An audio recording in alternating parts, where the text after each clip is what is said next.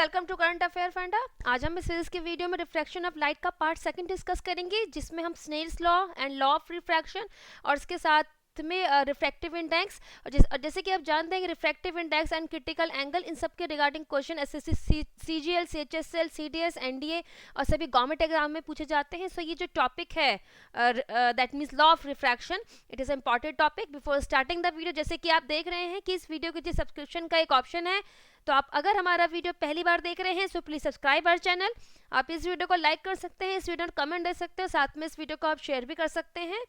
So before starting the law of refraction, जैसे कि जानते हैं कि जो हमने फर्स्ट वीडियो डिस्कस किया था उसमें हमने रिफ्रैक्शन का फिनोमेनन डिस्कस किया था कि रिफ्रैक्शन क्या होता है। रिफ्रैक्शन का फिनोमेनन होता है कि जब लाइट एक मीडियम से दूसरे मीडियम में ट्रेवल करती है, देन देयर आकर some bending of light, that means light की डायरेक्शन चेंज होती है, एंड इस फिनोमेनन को हम रिफ्रैक्शन कहते हैं।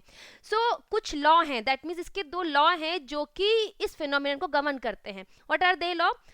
ये इसमें जो फर्स्ट लॉ है वो है the incident ray and the refracted ray and the normal. तीनों, दैट मीन्स जो इंसिडेंट रे, जो रे इस वक्त आ रही है और एक पॉइंट पे आके पड़ रही है, और उसके साथ में जो refracted ray and the normal, तीनों के तीनों एक सेम प्लेन में लाई करते हैं। जैसे कि आप इस पिक्चर में देखिए, ये जो रे जा रही है दैट इसको नाम दे दीजिए A B, and the normal N B N dash, and the refracted ray B A dash. ये तीनों incident ray, refracted ray and the normal, तीनों एक सेम प्लेन में लाई करते हैं। This is the first law. Now what is the second law? Second law है the ratio of sine of angle of incidence to the sine of angle of refraction is constant. इसका मतलब है कि जो angle of incidence है उसका sine function divided by जो refracted angle है, दैट मीन्स आर, उसका साइन फंक्शन, इन दोनों का जो डिवीजन होता है उसका जो लास्ट में क्वांटिटी आती है वो कांस्टेंट होती है, और इस कांस्टेंट टर्म को एक नाम दिया गया है, उसे कहते हैं रिफ्रैक्टिव इंडेक्स, और इसका सिंबल है N. So refractive index that means इस कांस्टेंट की जगह पे हम लिख देंगे sine I divided by sine R is equal to N. This is the second law.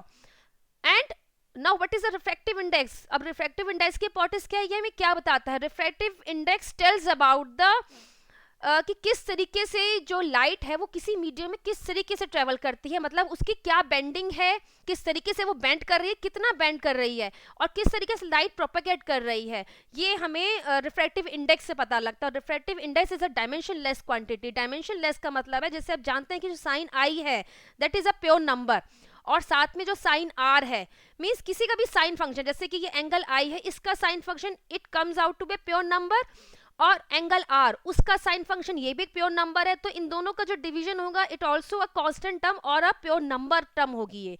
So therefore refractive index is a dimensionless quantity, और ये बताता है कि किस तरीके से लाइट एक मीडियम में कितनी बेंड करती है, कितनी बेंड कर रही है, और किस तरीके से वो ट्रेवल कर रही है।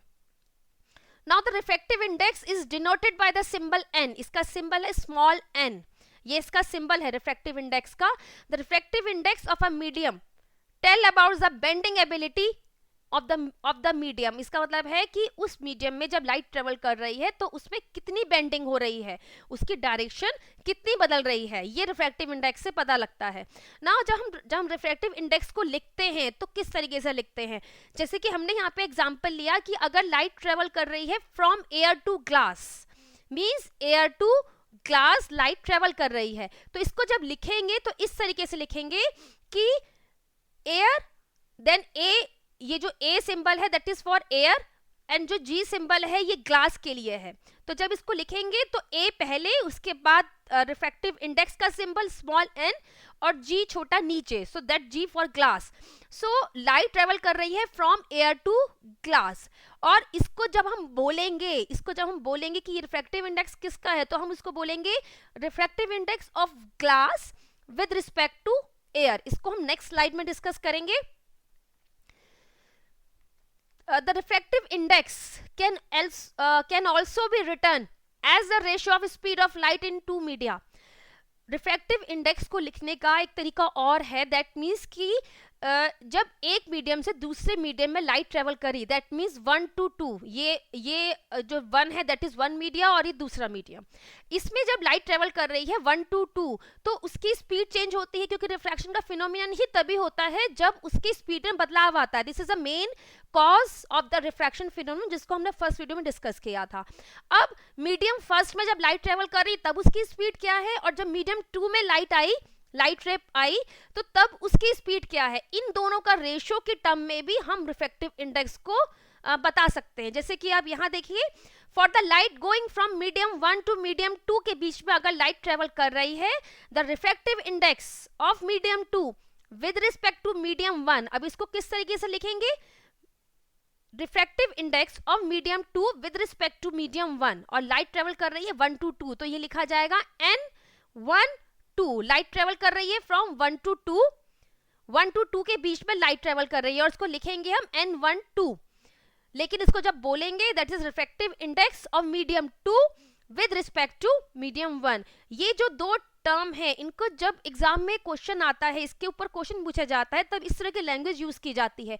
उस वक्त पे अगर हम इसका सिंबल ठीक से नहीं लिख पाएंगे तो हम क्वेश्चन भी सॉल्व नहीं कर पाएंगे. सो देयरफॉर पे अटेंशन कि किस तरीके से हम इसका सिंबल लिखते हैं. अगर लाइट मीडियम 1 से मीडियम 2 में जा रही है तो हम लिखेंगे 1 2, और इसको जब बोलेंगे तो बोलेंगे बाद वाली टर्म को पहले बोलेंगे. That means that is a refractive index of medium 2 with respect to medium 1, that is given by the symbol n12, which is equal to v1 by v2, where v1 is the speed of light in medium 1 and v2 is the speed of light in medium 2. Now the refractive index ये depend किस पे करता है, refractive index depend करता है, it depends on the nature of the material.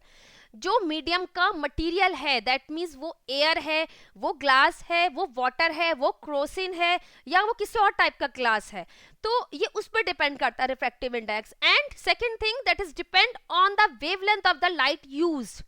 जो wavelength that means जो light use की जा रही है, जैसे कि यहाँ जो हमने ये जो डाटा लिया है, इस डाटा में जो लाइट यूज की गई है वो सोडियम लाइट है, एंड जो लाइट यूज की गई है वो सोडियम लाइट है, तो उसकी वेवलेंथ अराउंड 529 एंगस्ट्रॉम के आसपास होती है. सो देयरफॉर अगर हम कोई और लाइट यूज करेंगे तो उसका वेवलेंथ भी बदल जाएगी, तो उसका रिफ्रैक्टिव इंडेक्स भी उस मटेरियल का चेंज हो जाएगा. So refractive index it depends on the nature of the material. दूसरा कि जो हम लाइट यूज कर रहे हैं ये उसकी वेवलेंथ पे भी डिपेंड करता है. जैसे कि आप देखिए, अगर एयर का मीडियम है तो उसका जो रिफ्रैक्टिव इंडेक्स की वैल्यू है वो है 1.003. एयर और वैक्यूम, इन दोनों में जो स्पीड ऑफ लाइट है वो नियरली सेम रहती है.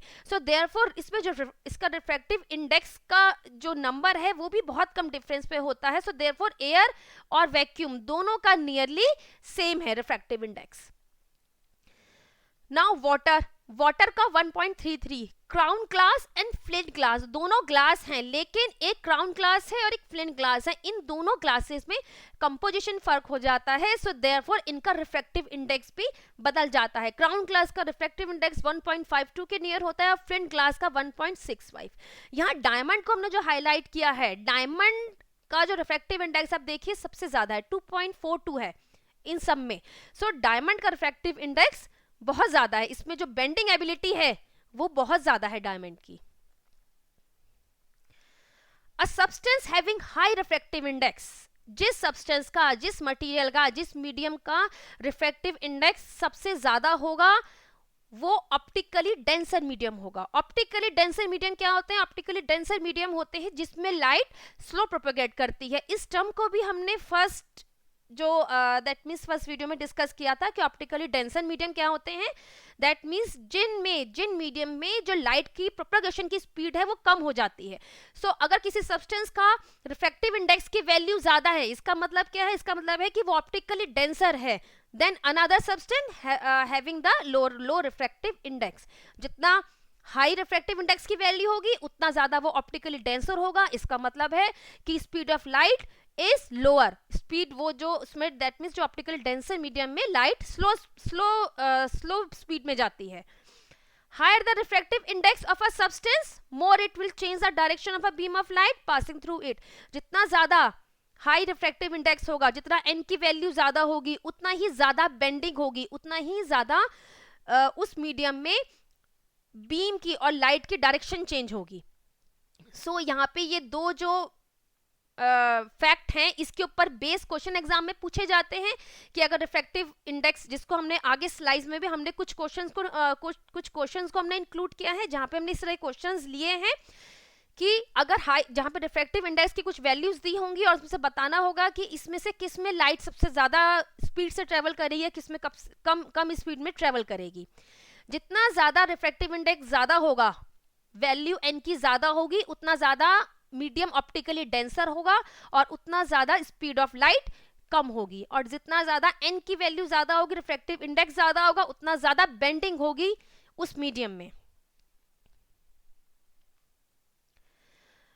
The refractive index for light going from medium 1 to medium 2, this is another fact। ये जो फैक्ट है इनके ऊपर बेस क्वेश्चन एग्जाम में पूछे जाते हैं। Refractive index for light going from medium 1 to 2, that means n1 2 is equal to the reciprocal of refractive index for light going from medium 2 to 1। अगर लाइट मीडियम 1 से 2 के बीच में जा रही है, 1 से 2 की तरफ जा रही, तो उसका रिफ्रैक्टिव इंडेक्स होगा n12। और अगर लाइट उल्टा जा रही है, इसका मतलब है मीडियम 1 टू मीडियम 2 जा रही है, तो इसका मतलब ही हो जाएगा n21। इन दोनों के बीच में क्या रिलेशन है? इन दोनों के बीच में रिलेशन है, जैसे कि एक हमने एग्जांपल लेके करते हैं कि अगर मान लीजिए एक मीडियम 1 इज एयर, दूसरा मीडियम है glass, then air to glass इस तरीके से 1 to 2 के बीच में लाइट जा रही है, एयर टू ग्लास ट्रेवल कर रही है। सो जो दूसरा मीडियम है, दैट मीन्स कि अगर लाइट ग्लास टू एयर जाएगी, that means N air glass, तो उसके बीच में जो रिलेशन होगा वो रेसिप्रोकल रिलेशन होगा। N air glass is equal to 1 upon N glass air. This is a important relation and इसके ऊपर बेस क्वेश्चन एग्जाम में पूछे जाते हैं। When light is going from one medium to another, जब लाइट एक medium से दूसरे मीडियम में ट्रेवल करती है, then the value of refractive index is called the relative refractive index। For example,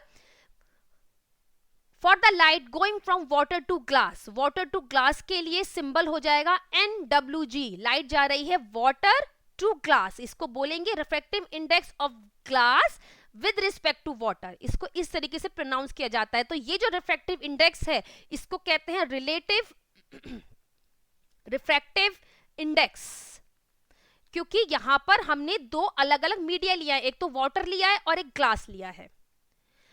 now what about the absolute refractive index? Absolute refractive index क्या होता है? When light is going from vacuum और air, vacuum और air दोनों, कोई भी media हो सकता है, या तो वैक्यूम हो सकता है या एयर हो सकता है, क्योंकि दोनों ही केसेस में speed of light nearly same होती है।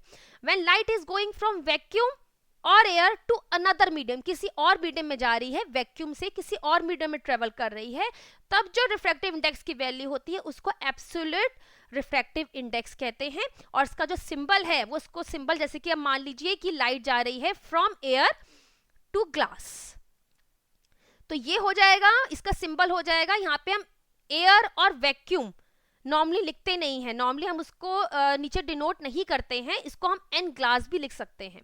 The symbol N glass means the light is going from air to glass and that is a refractive index of glass with respect to vacuum और air. So this is the absolute refractive index. Now what is the Snell's law of refraction? Snell's law of refraction क्या कहता है? Snell's law कहता है कि अगर light एक medium से दूसरे मीडियम में ट्रेवल कर रही है जिनका जो रिफ्रैक्टिव इंडेक्स वैल्यू है वो n1 है और n2 है, दो अलग अलग रिफ्रैक्टिव इंडेक्स की वैल्यू है।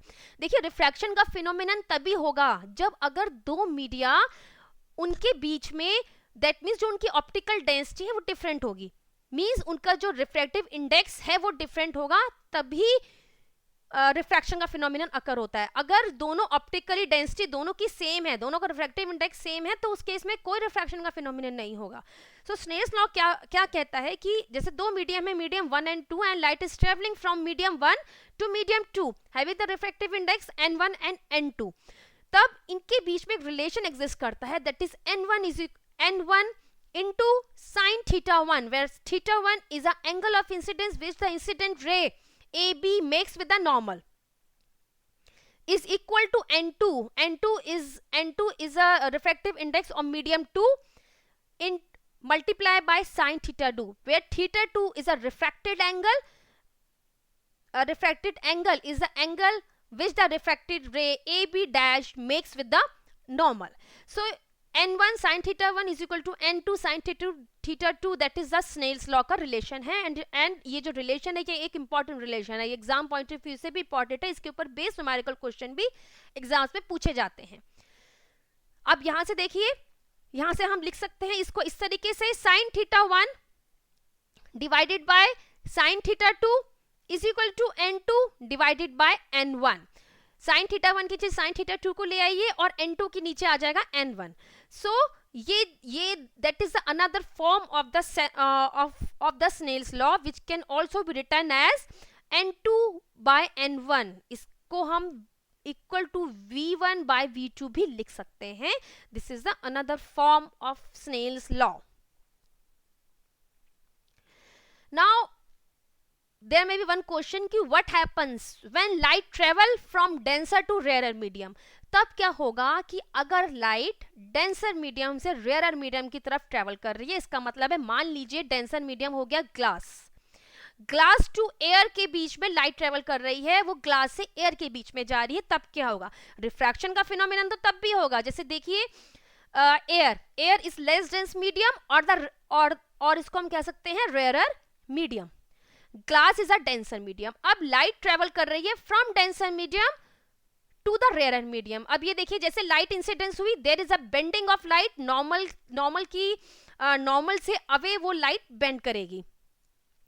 सो there is a phenomenon of refraction, वो तो हुआ, लेकिन उसके बाद क्या होगा? उसके बाद क्या होगा कि एक एंगल ऐसा आएगा, angle of incidence in the denser medium, एक ऐसा एंगल आएगा जिसके लिए जो एंगल ऑफ रिफ्रैक्शन है दैट बिकम्स 90 डिग्री, वो 90 डिग्री हो जाएगा. मींस जैसे देखिए यहां पर अभी लाइट इंसिडेंस हुई एट सम एंगल, ये कोई भी एंगल है, तब उसमें रिफ्रैक्शन का फिनोमिनन हुआ, लेकिन एक मिनिमम एंगल, एक एंगल ऐसा होगा एंगल ऑफ इंसिडेंस, जिस केस में जो कि रिफ्रैक्टेड रे है वो 90 डिग्री के एंगल पर बाहर आएगी. That means it makes a angle of 90 degree, that means angle R becomes 90 degree. ये जो एंगल है, इस एंगल को हम क्रिटिकल एंगल कहते हैं. अब इस क्रिटिकल एंगल की इंपॉर्टेंस क्या है? क्रिटिकल एंगल के ऊपर अगर एंगल एग्जिस्ट करेगा, if the angle of incidence exceed the critical angle, इस मिनिमम एंगल से अगर एंगल बढ़ेगा, दैट मीन्स एंगल आई की वैल्यू अगर क्रिटिकल एंगल से बढ़ जाएगी, तो तब क्या होगा? तब कोई रिफ्रैक्शन का फिनोमेन नहीं होगा, तब वो लाइट रिफ्लेक्ट हो जाएगी, और इस फिनोमेन को हम कहते हैं total internal reflection. So total internal reflection occur when the angle of incidence in the denser medium exceed the critical angle. So now what is the critical angle? Critical angle को हम किस तरह का define कर सकते हैं? critical angle is the angle of incidence for the light traveling in the denser medium. जब light denser medium में ट्रेवल कर रही है तो ये वो एंगल ऑफ इंसिडेंस है जिसके लिए एंगल ऑफ रिफ्रैक्शन 90 डिग्री हो जाएगा, जैसे कि इस पिक्चर में देख रहे हैं. सो जब भी angle of incidence critical angle से बियॉन्ड हो जाएगा, मतलब उसको एक्सीड कर जाएगा, तब होता है टोटल इंटरनल रिफ्लेक्शन का phenomenon.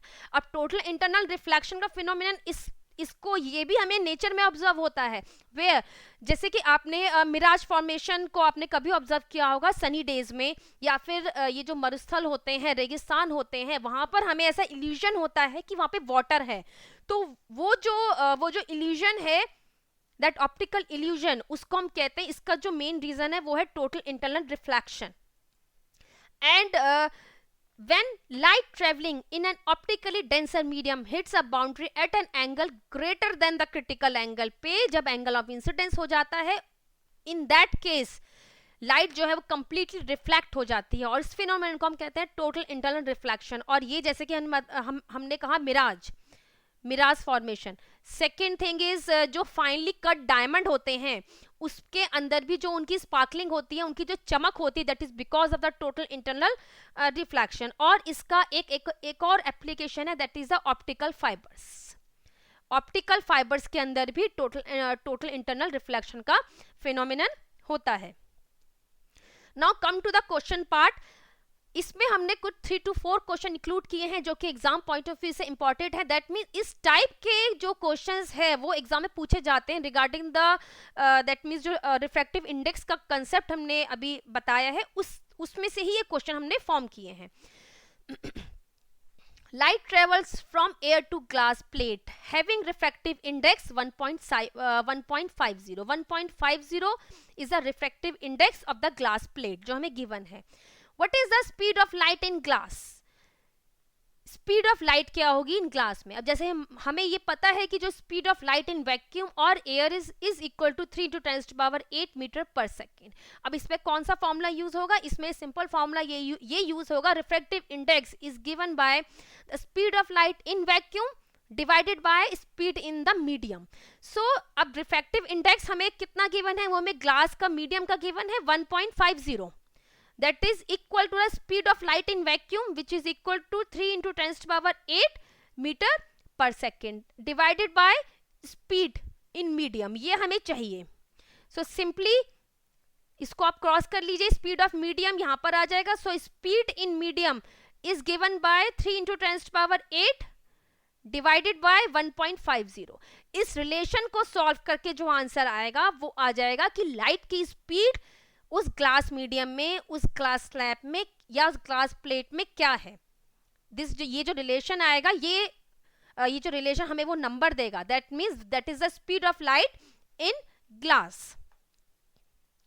If the refractive index of water for light going from air to water be 1.33, what will be the refractive index for the light going from water to air? जैसे कि हमने बताया कि इस तरीके से जो क्वेश्चंस होते हैं उनके अंदर हम रेसिप्रोकल फॉर्मूला लगाते हैं। What is that? NWA, light going from if the refractive index of water for light going from air to water be 1.33, what will be the refractive index for light going from water to air? ये हमें water to air का निकालना है, that means हमें ये निकालना है।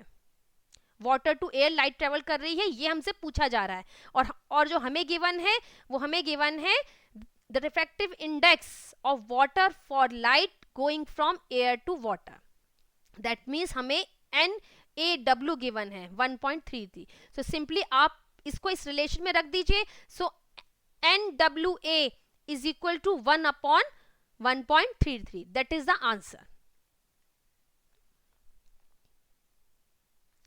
The refractive indices for 4 substances P, Q, R, S, इनके कुछ नंबर्स हमें गिवन है। The speed of light is maximum in which substance? किस सब्सटेंस में स्पीड ऑफ लाइट मैक्सिमम होगी? जैसे कि हमने इससे पहले भी स्लाइड में बताया है कि higher the refractive index value denser is the medium. जितना ज्यादा रिफ्रैक्टिव इंडेक्स की वैल्यू ज्यादा होगी उतना ज्यादा मीडियम डेंसर होगा। मीडियम डेंसर होगा इसका मतलब है कि उसकी स्पीड स्लो होगी। तो इसका मतलब है कि हमें मैक्सिमम स्पीड का बताना है। सो मैक्सिमम स्पीड का मतलब है कि refractive index that means that should be rare medium. Rare medium के लिए रिफ्रैक्टिव इंडेक्स की वैल्यू लो होनी चाहिए। तो जैसे कि आप देख रहे हैं कि एस जो सब्सटेंस है उसकी रिफ्रैक्टिव इंडेक्स की वैल्यू है 1.33। सो एस का जो रिफ्रैक्टिव इंडेक्स है N for S substance is equal to 1.31। ये जो सब्सटेंस है इसकी सबसे ज्यादा लो रिफ्रैक्टिव इंडेक्स वैल्यू है।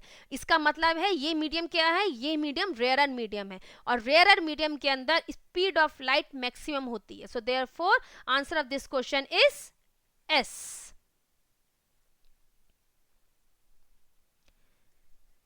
The refractive index of glass with respect to air is 3/2 and the refractive index of water with respect to air is 4/3. What will be the refractive index of glass with respect to water? सबसे पहले देखिए हमें क्या गिवन है। हमें given है NAG glass with respect to air।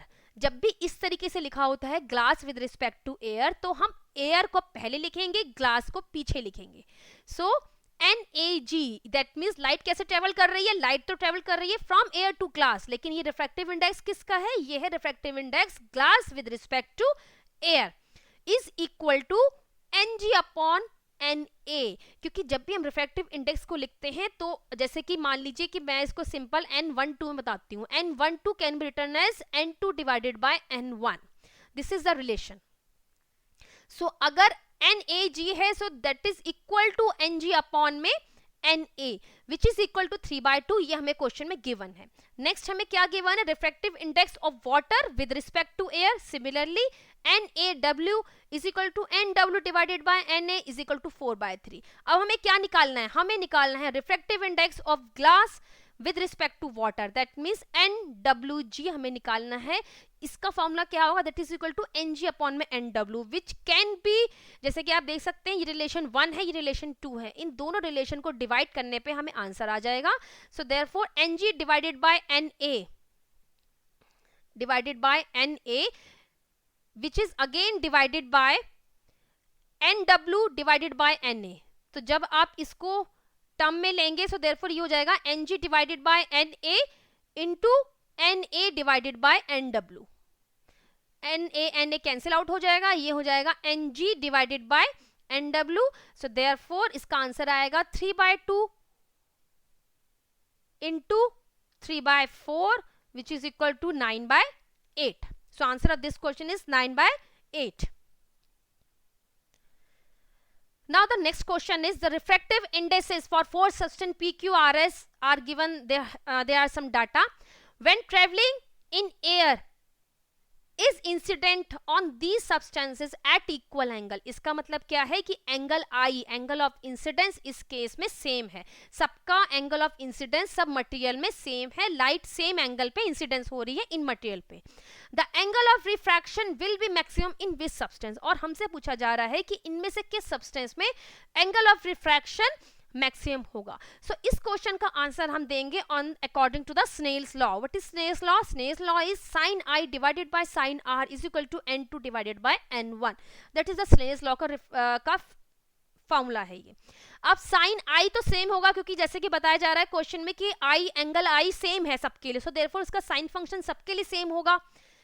sin R का हमसे पूछा जा रहा है कि किस मटेरियल में जो रिफ्रैक्टेड एंगल है वो मैक्सिमम होगा, is equal to N2 divided by N1.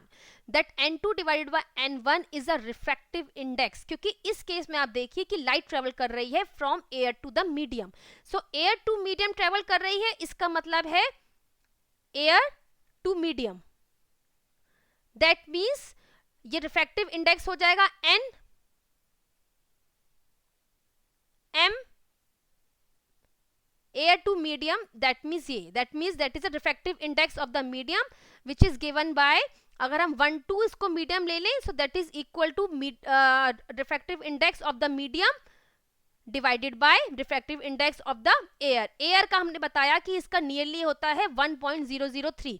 So therefore that is a refractive index of the medium. So अब ये किस पे डिपेंड करेगा, इसका मतलब है कि अगर साइन आई सेम है और N2 divide by N1 is the refractive index of the medium, क्योंकि इसमें एक मीडियम तो एयर ही है. सो इनका इनवर्स रिलेशन है. इसका मतलब है कि जिसका रिफ्रैक्टिव इंडेक्स मीडियम का सबसे ज्यादा होगा, दैट मीन्स ये रिलेशन है sine R, that is the relation inverse relation में. और हमें जो हमसे पूछा गया है वो ये, the angle of refraction will be maximum. Angle of refraction maximum होगा जिसके लिए n की वैल्यू सबसे कम होगी. सो इस केस में n की वैल्यू सबसे कम है 1.31 S सब्सटेंस के लिए. S सब्सटेंस के लिए n की वैल्यू सबसे कम है. सो देयरफॉर उसका एंगल ऑफ रिफ्रैक्शन सबसे ज्यादा होगा. So answer of this question is S, जिसकी रिफ्रैक्टिव इंडेक्स की वैल्यू है 1.31, क्योंकि ये मिनिमम वैल्यू है और साइन आर और एन के बीच में इनवर्स रिलेशन है according to the Snell's law. So therefore S is the answer.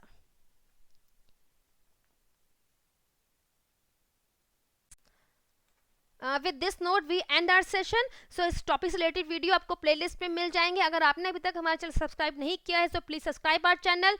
This is our Twitter handle link, this is our Facebook page and this is our website. So with this note, thanks for listening me, have a nice day.